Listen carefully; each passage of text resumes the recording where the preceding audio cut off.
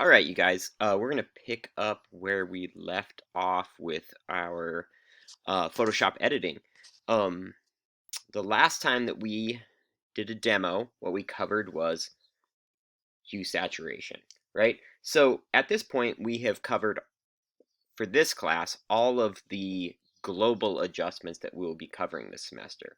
So when I say global, just a reminder, that means that when we make the adjustment like this hue saturation layer, if I was to adjust the saturation, that's going to affect the whole picture, right?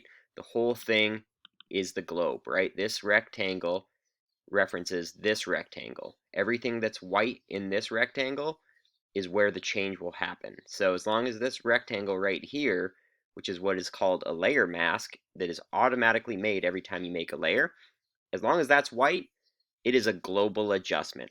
So what we're going to talk about today is how to make local adjustments. So this is when you only want to change one little thing about your photo. I mean, it doesn't have to be little. It could be everything except for one little thing. It's just when you want to change a part of your photo and not the whole thing. Okay, so the first thing that we have to do when we dive into making a local adjustment is to decide what we want to change.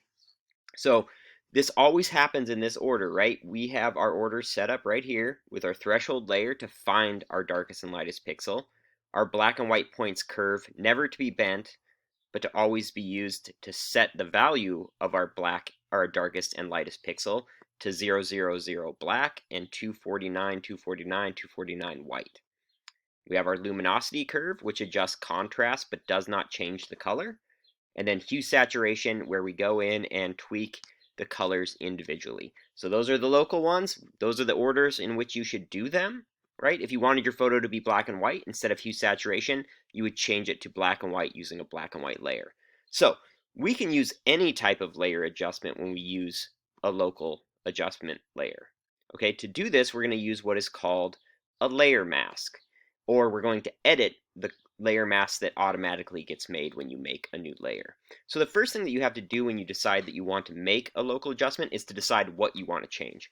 So in my photo here, I'm going to say that I want to change the exposure of this barrel. It's a little too bright. I want it to be a little bit darker. So remember, when I'm saying words like exposure, lightness, darkness, I always adjust that using a luminosity curve. So what I have to do is go layer, new adjustment layer, curves, and then in the mode, go down and pick luminosity.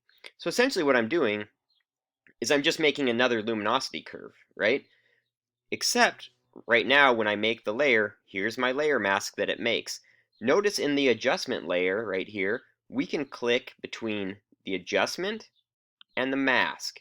So wherever those white brackets are, that is what you have selected. So you can have the adjustment.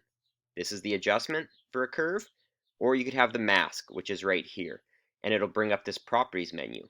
So when we do that, I would decide that all I want to adjust is or all I want to change is just the exposure of the barrel. So I'm going to click on my layer mask in this luminosity curve I just made, and I'm going to go up to here where it says properties, and I'm going to hit invert.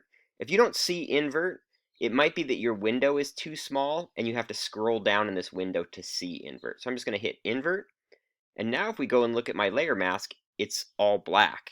So if I was to go to the adjustment and make any adjustment on it, it wouldn't show up anywhere because the whole layer mask is blacked out. Okay, so I'm going to hit delete.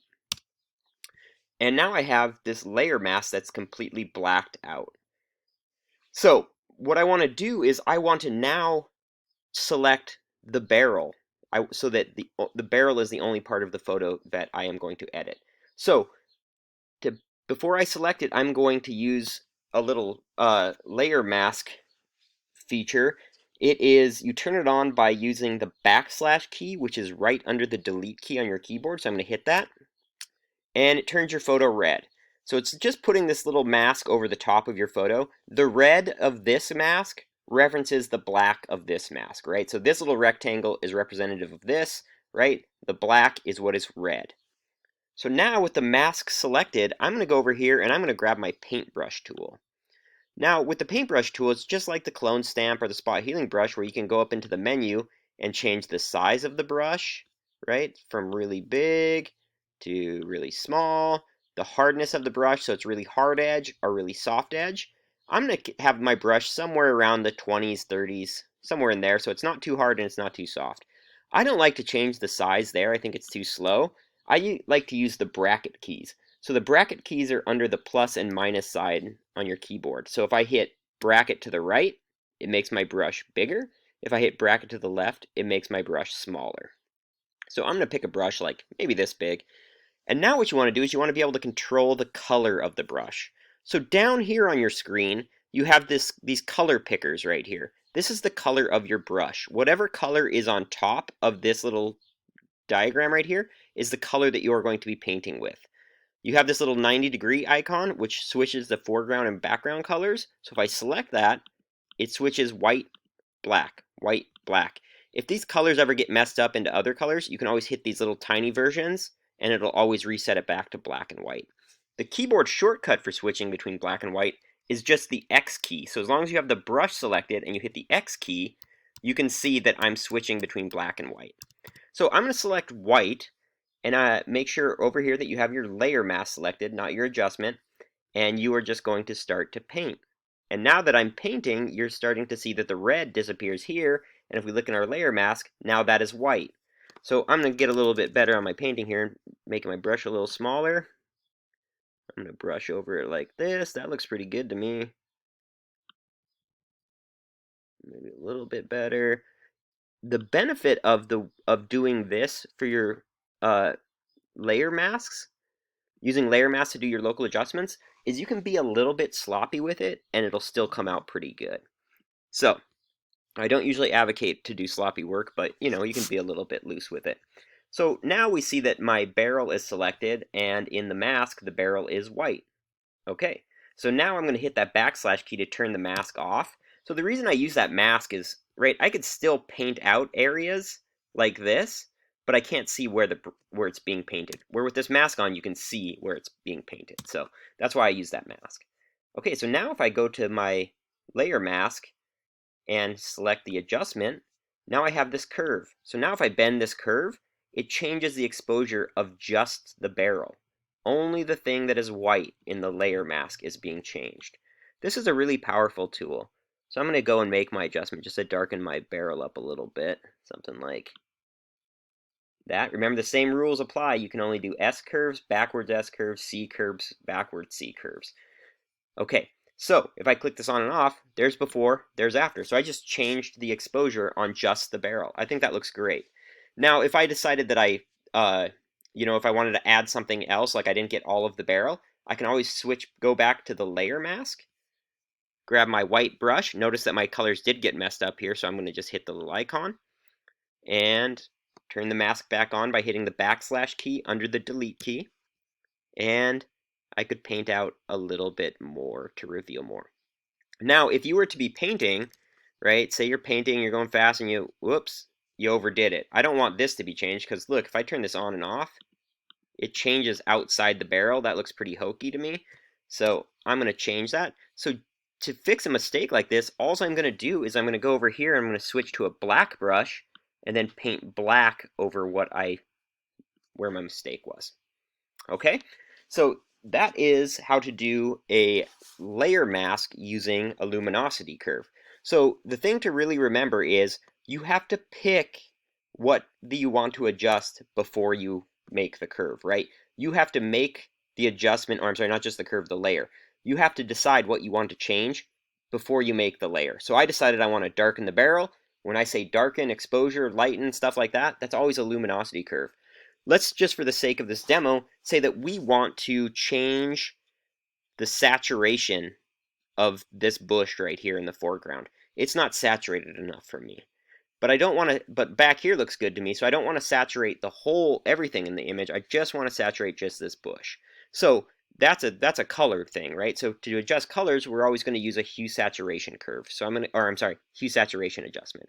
So I'm going to go layer, new adjustment layer, hue saturation, just hit OK. So now I just have a hue saturation curve. Because I only want to paint out this little bush right here, I am going to click on my mask, which brings up the properties window, and I'm going to hit invert. Now my mask turns black. I'm going to grab my white paintbrush, I'm going to turn my mask on by hitting the backslash key. And I am going to, you notice when I hit the backslash key, notice what happens down here. It automatically switches the brush on you. I don't know why it does that. But remember, you can always switch the brush back and forth between black and white using the X key or this little icon right here, this little 90-degree icon. So I like to use the X key because it's fast. So I'm just going to go and quickly brush this out. Notice I'm not doing the most perfect job in the world, but it's going to do a pretty good job because Photoshop's pretty good at masking. So let's just say that looks pretty good to me. So now I'm going to turn my mask off with the backslash key. And now I'm going to just adjust the adjustment instead of the mask. So notice my mask is now revealed for just the bush. I'm going to go to the adjustment. I bet there's a lot of yellows in that bush, so I'm going to saturate those. Yeah, look at that. Let's make it crazy hokey looking. Now go to green. Just that. There's actually not a ton of green in there. Okay, so there's before, there's after, but I do notice that like it's kind of looking a little rough down there. So I'm going to actually go and fix the mask by making my brush a little smaller and get these edges. I'm going to turn the mask on so I can see where I'm painting. I'm just going to slowly go through, maybe include this little guy here, stuff like that. Now notice I didn't do a perfect job, but that's kind of the benefit of this tool. Turn the mask off. Yeah, that looks good to me. Now let's just say, and for the sake of this demo, that I like this. It looks good to me, but if I turn it off, it looks kind of dull, but there it looks a little like neon. You can always adjust the opacity of your layers, any one of your layers, to kind of dull the effect. So if you go up here with this hue saturation layer selected, and we go to opacity, if the opacity was at 0, it's going to block out that adjustment completely. If it's at 100, it's going to show it at 100%. So if I wanted to knock it down just a little bit, I could maybe go 60%. That looks way better to me. It doesn't look like it's this like neon thing anymore, right? At 100, it looks a little neon. So that's just like another layer of control that you have with this. So that's really quick how you are going to do local adjustments. Make sure to remember you always do your local adjustments with layer masks on top of these foundational edits, right? So the threshold layer to find your darkest and lightest pixel, your black and white points curve, which never gets bent to set the value of the darkest and lightest pixel, your luminosity curve to adjust contrast without changing color, your hue saturation curve to go and tweak individual colors, and then we go into our local adjustments using a layer mask. Okay, if you guys have any questions, let me know. But I want to start seeing these adjustments on your photos. So yeah, good luck.